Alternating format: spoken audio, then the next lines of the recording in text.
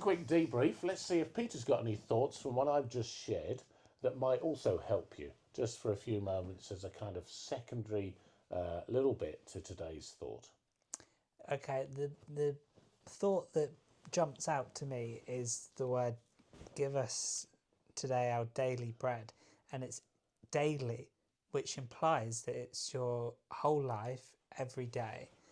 And my question from that is there any way of having communion which is every day, and what could that look like more than just reciting a prayer and doing rituals at church? What do you think you could do every day that sort Can of... I ask you, Yeah. do you mean by communion the sharing of bread and wine that... Yeah, because bread, yeah. Okay, well, there's certainly a tradition, and I'm very much in favour of a kind of daily ritual. Not necessarily that it has to be bread and wine, but certainly if you're from the Anglo-Catholic tradition or in a monastic tradition, you would share bread and wine as a communion every day as part of that process.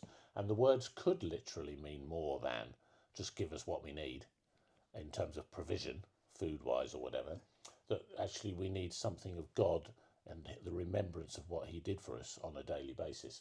Of course, that depends within the priestly tradition, that priests are able to share the bread and the wine on behalf of everybody else in a communal setting. But it is a daily ritual for many.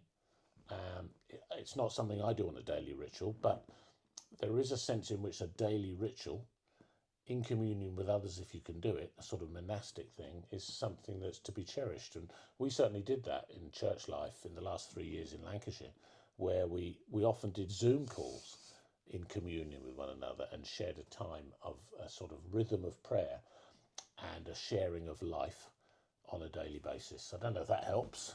So when you read that passage, that prayer, what does it make you think of? Does it make you think of the act of atonement, or does it... Well, let's just unpick for those who might not know that. What do you think you mean by the act of atonement? Like forgiveness from God for your sins. Okay, right. Is that what it's trying to say, or is it like saying God will sustain you and give you what you need, like bread is food, or is it communion? I tend to think it's more he'll give you what you need, but I'm not prepared to say that it's only that. Yeah. So some might interpret that in a different way, I think. I'm just being a bit funny because all I remember from that prayer, because it's famous, is the daily bread part. Yeah. Well, fair But enough. it's much longer. Yeah, it is. It is.